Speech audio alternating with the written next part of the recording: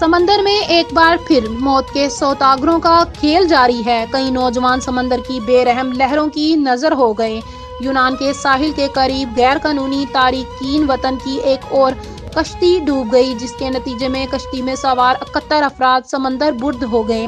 तारकीन वतन की 2 कश्तियां यूनान पहुंचने की कोशिश कर रही थी और यूनान के साहिल इलाके के करीब गैर कानूनी तारकीन वतन की कश्ती डूब गई, जिसके नतीजे में कई नौजवान समंदर की बेरहम लहरों का शिकार हो गए।